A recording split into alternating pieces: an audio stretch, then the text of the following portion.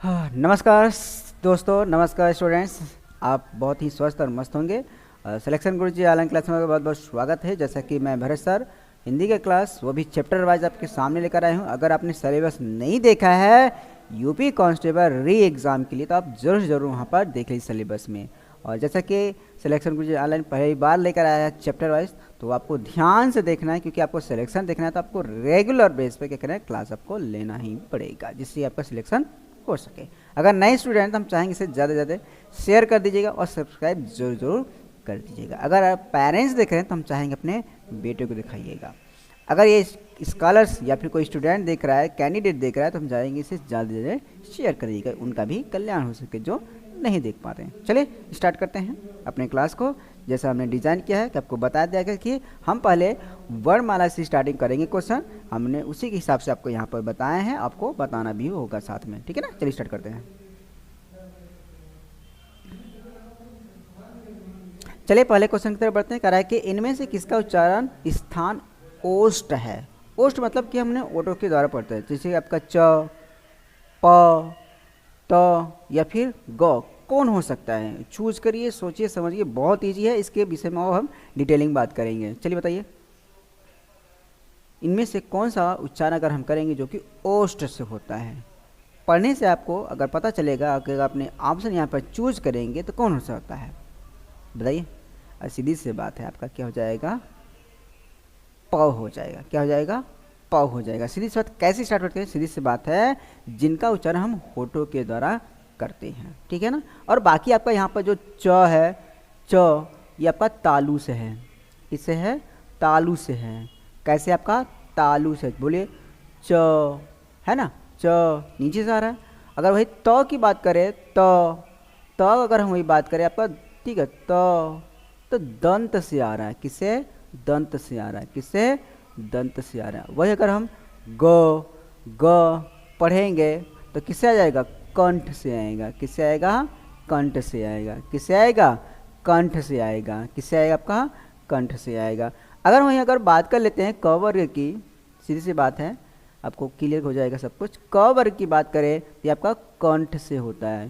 किससे, आपका कंठ से। जितने भी आपका क वर्ग है, जैसे आपको पढ़े हैं क, ख, ग, घ, ठीक है, यड़, ठीक है। तो इस तरीके से क वर्ग जितने हैं हम कंठ के द्वारा पढ़कर बात करते हैं, अर्थात ये आते हैं। वही अगर हम च वर्ग की बात करें, ध्यान दीजिएगा, च वर्ग जो कि आपका तालु से होता है। किससे, तालु से होता है। किससे होता है, तालु से। जैसे आपका हो गया च, छ, ज और झ, इस तरीके से आपका है च वर्ग है। वही अगर हम बात करें आपका ट वर्ग, क्या, ट वर्ग की बात करें तो इसमें क्या क्या होता है आपका ट वर्ग में, जो कि हम क्या, मूर्धना, ठीक है, मूर्धना। जैसे कि क्या पढ़ते हैं ट, ठ, ठीक है, ढ, र, इय, इस तरीके से ये ट वर्ग आपका है। ये अगर वही हम बात करें त वर्ग की, ठीक है, त वर्ग की बात करें आपका, इसमें क्या कह सकता है त वर्ग में, थ, द, ध और न, ये आपका है त वर्ग, जो कि दंत के द्वारा बोला जाता है। वही अगर हम प की बात करें, प वर्ग में क्या जाएगा, यहाँ पर प तो रहेगा ही, फ, ब, भ और म भी आपका हो जाएगा। किससे बोलते हैं इसको, ओष्ठ के द्वारा बोलते हैं। किसके द्वारा, ओष्ठ के द्वारा बोलते हैं। किसको, फ वर्ग को, ठीक है ना। तो इस तरीके से आपका क्लियर हुआ। वही अगर हम बात करें, और अगर हम बात करें अ से जो स्टार्ट होता है, अ, आ, ये आ आपका किससे स्टार्ट होता है, आपका अ और आ, ये आपका होता है आपका कंठ से होता है। किससे होता है, कंठ वर्ग से होता है। किससे होता है, कंठ वर्ग से। वही अगर हम छोटी ई की बात करें और बड़ी ई की बात करें तो ये आपका किससे होता है, तालु से होता है। किससे होता है, तालु वर्ग से होता है। किससे होता है, तालु से। वही अगर हम ऋषि की बात करें तो मूर्धनी से होता है। किसे, मूर्धनी से। ऋषि की बात करिए वाला मूर्धनी से हम बोलते हैं। किसे, मुँह से। वही अगर हम छोटी ऊ, सॉरी, छोटा ऊ और बड़ा ऊ की बात करें तो ओष्ठ से इसका भी उच्चारण करते हैं। एक आपका आता है ए और ए, इसका आपका कंठ से होता है। कंठ लेकिन किससे होता है, तालव्य, कंठ तालव्य से। ओ, औ, कंठ और ओष्ठ दोनों होता है। कौन, ओ और औ, ओ और औ का किससे होता है आपका, कंठ और ओष्ठ दोनों होते हैं। फिर सुन लीजिए, कंठ और ओष्ठ दोनों होते हैं। तो इस तरीके से हमने पूरा व्याकरण देख लिया है ना, समझ में आई बात। चलिए अगले क्वेश्चन की तरफ बढ़ते हैं हम लोग। अगला क्वेश्चन आपका दिया गया है कि हिंदी शब्दकोश के अंत में किस वर्ण का शब्द समूह आता है, त्र, ज्ञ, श्र या फिर ह। बताइए क्या हो सकता है इसका सही जवाब। यदि आपने ह चुना नंबर 4 तो आपने सही चुना है। चलिए और बाकी क्या क्या होता है, जैसे कि आपका त्र की बात करें तो यहाँ पर इसका क्या हो सकता है, इस तरीके से त और र। ज्ञ की बात करें तो यहाँ पर ज अ प्लस इया, इस तरीके से इसका होता है। श्र की बात करें तो इसका बड़ा स, इस तरीके से हम लिखेंगे संधि विच्छेद के बारे, ठीक है ना। तो ये तो क्लियर हो गया, ये तो आधे हैं। लेकिन मेन आपका जो शब्द वर्ग के अंत में आते हैं तो आपके ह वर्ग के ही होते हैं। किससे होते हैं, ह वर्ग के ही होते हैं। इतना क्लियर हो रहा है। चलिए अगले क्वेश्चन की तरफ बढ़ते हैं। अगला कह रहा है कि जब स्वर के उच्चारण में ध्वनि मुख के साथ साथ नासिका द्वार से भी निकलती है तो उस अनुनासिकता को प्रकट करने के लिए निम्नलिखित में से किसका उपयोग या प्रयोग किया जाता है। फिर सुन लीजिए, जब स्वरों के उच्चारण में ध्वनि मुख के साथ साथ नासिका द्वारा से भी निकलती है तो उस अनुनासिकता को प्रकट करने के लिए निम्नलिखित में से किसका प्रयोग किया जाता है, रेफ का, चंद्र बिंदु का, अनुस्वार बिंदु का या फिर नुक्ता का। चलिए बताइए क्या होगा इसका सही जवाब। सीधी सी बात है, अगर आपने इसका ऑप्शन चुना नंबर 2 तो आपने सही चुना, ठीक है ना। जब हम कोई स्वर का उच्चारण करते हैं तो उसके साथ साथ नासिका का इस्तेमाल करते हैं तो वहाँ पर चंद्र बिंदु का इस्तेमाल करते हैं। जैसे यहाँ पर देख लीजिए चांद, ठीक है। तो यहाँ पर हम जब ये इस्तेमाल कर रहे हैं, ये जब बीच का जब पढ़ रहे हैं तो चांद, ठीक है, ऊपर पढ़ रहे हैं ना, तो इसी तरीके से है आपका। और हो जाएगा बांध।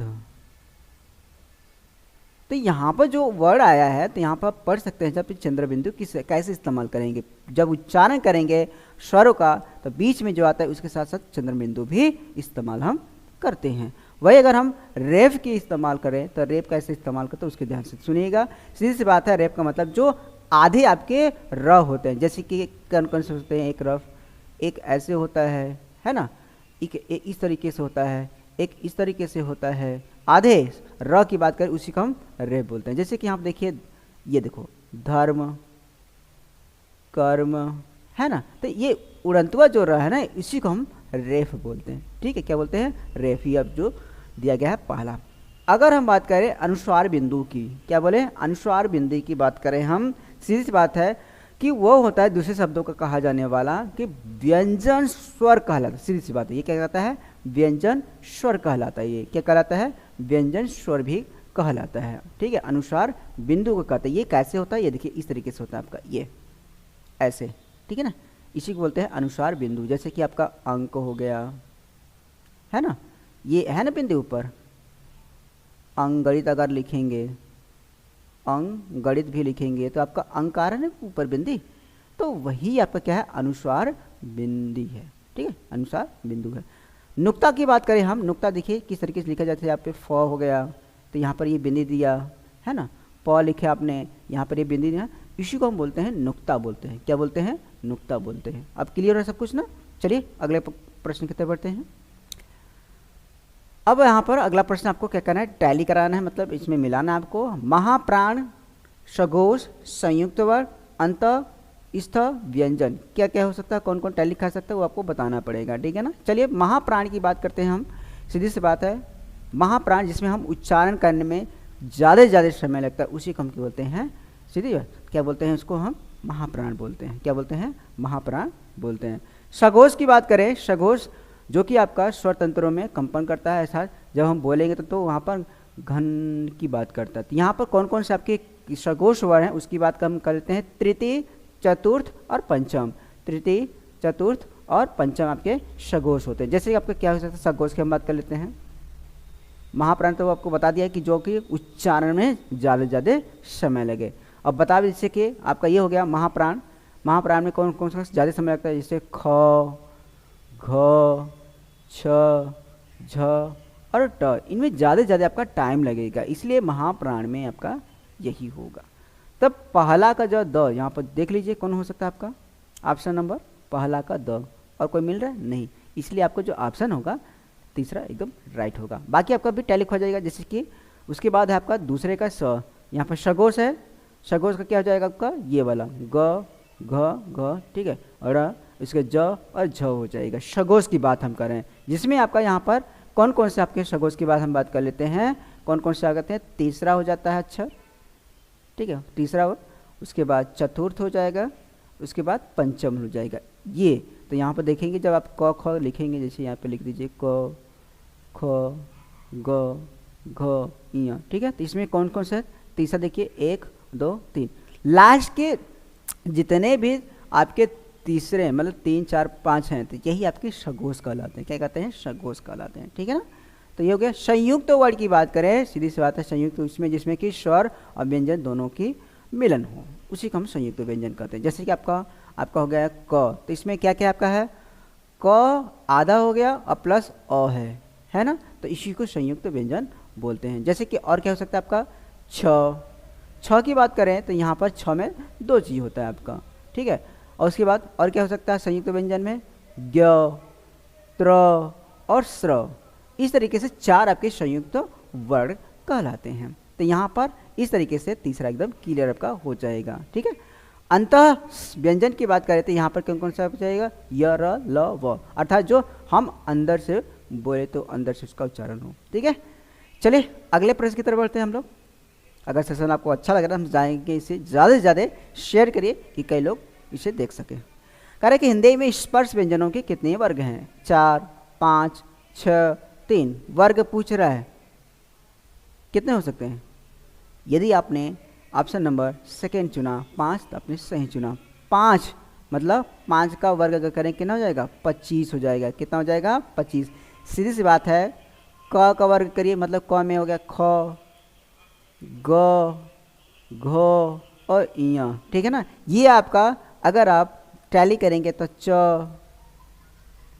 ठीक है, छ झ, ठीक है, झ और इ की वो हो गया। और वो है ट वर्ग की बात, ट ठ ढ, ठीक है, और इस तरीके से, ठीक है। वही अगर हम त वर्ग की बात करें तो त वर्ग में ट थ द ध और न। फिर उसके बाद हम प वर्ग की बात करें, प फ ब भ और म। इस तरीके से आपके जितने हैं आगे से आप काउंटिंग करें तो टोटल 25 हैं। इसे हम क्या कर सकते हैं, स्पर्श व्यंजन, इसी को हम बोलते हैं। कितने, 25 आपके हैं। कितने, 25। हालांकि वर्ग पूछा इसलिए 5 का वर्ग करेंगे तो आपको 25 मिलेंगे। तो कितने वर्ग होंगे, 5 वर्ग होंगे, ठीक है ना। आपको आप सही बात है, मतलब समझ में आया ना। अगर चीज़ें आपको नहीं समझ तो आप जरूर कमेंट कीजिएगा। अगर समझ में आ रहा है तो हम चाहेंगे कमेंट जरूर कीजिए, हाँ सर आप अच्छे पढ़ा रहे हैं, ठीक है ना। चलिए अगले क्वेश्चन की तरफ बढ़ते हैं हम लोग। क्या कर रहे हैं यहाँ पर कि कंठ अल्प प्राण व्यंजन वर्ग का उदाहरण कौन सा है। कंठ से जो निकले, सीधी सी बात है। ऑप्शन आपके हैं घ ग थ फ। कंठ अल्प प्राण ग थ फ कौन सा हो सकता है बताइए। अरे सीधी सी बात है प्रभु, दूसरा एकदम क्लियर दिखाई दे रहा है, एकदम सीधे सीधे। कैसे होगा वो भी बता दीजिए। सीधी सी बात है, जिसका उच्चारण हम कंठ से करें लेकिन उसका कम समय लगेगा। जैसे गो करिए, घ करेंगे तो ज़्यादा समय लगेगा। जैसे पढ़िए घ गो, है ना, पढ़ने में आपको समझ में आ जाएगा हाँ कौन सा सही है कौन सा गलत है, ठीक है। कंठ वर्ग में आपके कौन कौन से आते हैं, क ख ग घ और ये ड और ह भी आते हैं। तो ये आपके कंठ वर्ग है, लेकिन इसमें कम समय लगता है, जिसे बोलते हैं अल्प प्राण बोलते हैं। क्या बोलते हैं, अल्प प्राण होता है। एक महाप्राण होता है, महाप्राण में जिसमें ज़्यादा से ज़्यादा समय लगता है, ठीक है। क्या होता है, जिसमें ज़्यादा से ज़्यादा समय होता है।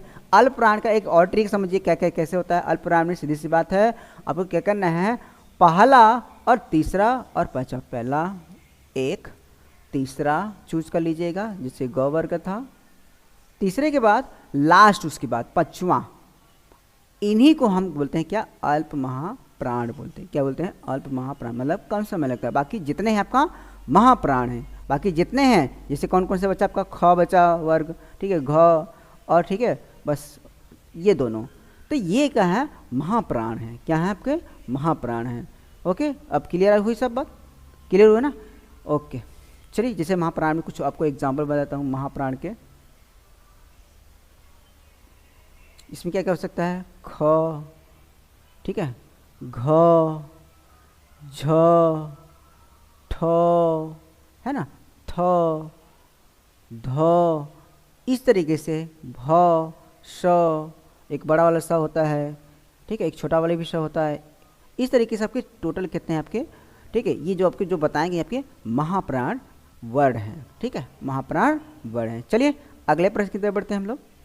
अगला प्रश्न आपका दिया गया, निम्नलिखित में अल्पप्राण वर्णों का समूह नहीं है। सीधी सी बात है, अगर अल्पप्राण समूह नहीं है तो उसका क्या होगा, महाप्राण होगा। चलिए बताइए, ग, च, त, न, म ये हो सकता है, ख, झ, ठ, थ, ध ये हो सकता है, ज, ट, र, ब, ल ये हो सकता है, क, त, प, य, व ये हो सकता है। अभी जस्ट इसको हम बताए हैं जस्ट पीछे ही, मतलब दूसरा और उसके साथ साथ लास्ट का जो पांचवा था वर्ग, वही आपका महाप्राण था। तो यहाँ आपको कौन सा दिखाई देता है, आप ख वर्ग में साफ साफ दिखाई रहा, ख, झ, ट, थ और ध, ये समय लेते हैं पढ़ने में, इसी को बोलते हैं क्या, महाप्राण। तो ये आपका जो क्वेश्चन का आंसर है आपका यही होगा, दूसरा ऑप्शन, ठीक है ना। चलिए अगले प्रश्न की तरफ बढ़ते हैं हम लोग। म किस प्रकार का, कह रहे कि म किस प्रकार का वर्ण है, दंतोष्ट है, अनुनासिक है, ओष्ठ है या फिर दंत है। मतलब म किस तरीके से उच्चारण किया जाता है, दंतोष्ट से, अनुनासिक से, ओष्ठ से या फिर दंत से। बहुत इजी है। यदि आपने इसका आंसर सोच समझकर ओष्ठ चुना तो आपने सही चुना, ठीक है। यदि आपने इसका ओष्ठ चुना तो आपने सही चुना। क्या हो जाएगा, ओष्ठ हो जाएगा म, ठीक है, क्या हो जाएगा, ओष्ठ हो जाएगा। जैसे आपका क्या क्या और हो सकता है, आपका ऊ, ठीक है, बड़ा ऊ, प, फ, ब, भ और म, ये भी क्या है आपके ओष्ठ वाले हैं। क्या है, ओष्ठ वाले भी हैं। क्या है, ओष्ठ वाले हैं। और बाकी जैसे कि क वर्ग जितने भी हैं, फिर सुन लीजिए, क वर्ग जितने हैं ये क्या आपके कंठ वर्ग हैं।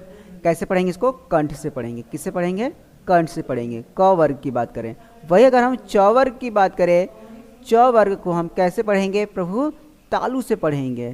कैसे पढ़ेंगे, तालु से। वही अगर हम ट वर्ग की बात करें तो मूर्धा से पढ़ेंगे। कैसे, मूर्धा से पढ़ेंगे। ट मतलब नीचे जो आता है वही मूर्धा की बात करें। वही अगर हम प की बात करें, प वर्ग की बात करें तो प आपका ओष्ठ से होता है। किससे होता है, ओष्ठ से होता है। किससे होता है, ओष्ठ से होता है। हो गया ना क्लियर सब कुछ। अगर डाउट थोड़ा सा हमको बता दीजिएगा, ठीक है। और कुछ है आपको, जैसे कि आपका एक चीज़ होता है आपका अनुनासिक की बात करें, अनुनासिक जो कि जिसमें आपका चंद्र बिंदु होता है कुछ। जैसे कि आपका अनुनासिक की बात, जैसे कि आपका हो गया कुआं, है ना, ये हो गया चांद, है ना, अंधेरा, ये क्या है आपके अनुनासिक हैं। क्या आपके अनुनासिक हैं। क्या है आपके अनुनासिक हैं। क्या आपका अनुनासिक है। दंतोष्ठ की बात करें, सीधी बात, जो दांतों के द्वारा हम बोलते हैं, जैसे आपका हो गया क्या, व हो गया। क्या हो गया, व हो गया, दंतोष्ठ हो गया। दंत की बात करें, सीधी सी बात है, जिससे आपका त वर्ग जितने भी हैं, त वर्ग जितने भी हैं आपके, त वर्ग जितने भी हैं आपके क्या है, दंत से पढ़ते हैं। दंतोष्ठ नहीं, दंत से पढ़ते हैं, ठीक है ना, क्लियर है ना। चलिए अगले प्रश्न की तरफ बढ़ते हैं हम लोग। क्या कह रहा है कि जिनका उच्चारण स्वतंत्र से होता है और जो व्यंजन के उच्चारण में सहायक होते हैं उसे कहते हैं, संज्ञा कहते हैं, स्वर कहते हैं, व्यंजन कहते हैं या फिर विसर्ग कहते हैं। फिर सुनिए, जिनका उच्चारण स्वतंत्र रूप से होता है, व्यंजन का हम उनकी सहायता से होते हैं, अर्थात व्यंजन का उच्चारण हम उन्हीं की सहायता से करते हैं। संज्ञा, स्वर, व्यंजन या फिर विसर्ग, कौन सा हो सकता है इसमें। बहुत ईजी है। ए प्रभु, आपका स्वर है। स्वर ऐसे होते हैं जिनका हम उच्चारण स्वतंत्र रूप से कर सकते हैं, चाहे आपका अ हो जाए, आ हो जाए, छोटी हो जाए, बड़ी ई हो जाए, है ना, छोटा ऊ हो जाए, बड़ा हो जाए, ये स्वतंत्र रूप से इसको पढ़ सकते हैं। लेकिन इन्हीं की सहायता से हम व्यंजन को पढ़ सकते हैं। जैसे कि क अगर हम पढ़ेंगे क का तो क्या हो जाएगा, क धन अ, है ना। तो इस तरीके से हम इनका उच्चारण, मतलब इस तरीके से इनका साथ हम ऐसे प्रयोग करते हैं, ठीक है ना। वही अगर हम संज्ञा की बात करें, संज्ञा सीधी सी बात है, किसी का भी अगर नाम हो तो उसी को हम संज्ञा बोलते हैं। क्या बोलते हैं, संज्ञा बोलते हैं। विसर्ग की बात करें, सीधी सी बात है, महाप्राण से सूचक एक स्वर है, ब्राह्मी से उत्पन्न अधिकांश लिपियों में इसके लिए संकेत होते हैं। जैसे विसर्ग में आपका कैसे हो गया, ये वाला, यही आपका विसर्ग है, चिन्ह है। क्या है, विसर्ग चिन्ह है। क्या है आपका, विसर्ग चिन्ह है। सब कुछ क्लियर हुआ ना। संज्ञा किसी का भी नाम हो, किसी का नाम हो, उसी को हम बोलते हैं संज्ञा। ओके, चलिए अगले क्वेश्चन की तरफ। आज का लास्ट क्वेश्चन आपका कह रहे कि 6 वर्ड किसके योग से बना है, क धन स से, क धन च से, क धन छ से, या फिर क धन छ से। चलिए क्या हो सके बताइए। 6 की बात कर रहा है, सीधी सी बात है, बहुत ईजी है। यदि आपने गैस कर आंसर इसका पहला दिया तो उन्हें सही दिया, ठीक है ना। आपका 6 आपका इसी से बनेगा, ऐसे, ठीक है। और वही अगर हम बात करें और आपके हैं, जैसे आपका त्र की बात करें, त्र भी आता है, कभी कभी पूछ लेता है, तो आपको क्या कहेंगे, त प्लस र, इस तरीके से। और आता है आपका एक शब्द आता है ज्ञ, ज्ञ का भी याद रखिएगा, क्योंकि ये शब्द हमेशा पूछते रहते हैं एग्जाम में, इसलिए आपको ये बताया जा रहा है। एक और आपका शब्द होता है इस तरीके से रेसे, तो इसका भी हम क्या करेंगे, इस तरीके से लिख देंगे। तो कुल मिलाकर ये चारों जो आपको लिखा गया, ये बार बार पूछे जाते हैं एग्जाम में, इसलिए आपको ये बताए जा रहे हैं, ठीक है। तो आज का एग्ज़ाम, आज का जो प्रैक्टिस था आपके लिए बहुत ही बेनिफिट होगा, क्योंकि ये आपके टोटल्स वर्ड आपने पहले चैप्टर का पूरा फुल कंप्लीट कम समय में आपको ज़्यादा से ज़्यादा बेनिफिट देने की हमने कोशिश किया है कि आपको कम समय में आप ज़्यादा से ज़्यादा काम भी करना है, इसलिए एक ही लेसन में हमने पूरा कंप्लीट कर दिया है। अगर थोड़ा सा भी डाउट तो आप ज़रूर कमेंट में करिएगा और हम इसके लेसन लेकर आएंगे, लेकिन हमने एक ही लेसन में इसको हमने कंप्लीट कर दिया, एक ही क्लास में, ठीक है। आई होप आपको सेशन बहुत ही पसंद आया होगा, तो शुक्रिया। तो इसे हम ज़्यादा से ज़्यादा शेयर कर दीजिएगा, अगर और अच्छा लगे तो हम चाहेंगे कि इसे सब्सक्राइब कर दीजिएगा और इसे ज़्यादा से ज़्यादा लोग के पास शेयर कर दीजिएगा। चलिए मिलते हैं नेक्स्ट क्लास में, अगले क्लास में नए चैप्टर के साथ। तब तक अपने स्वास्थ्य का ख्याल रखिएगा। तब तक के लिए बाय बाय, जय हिंद, जय भारत।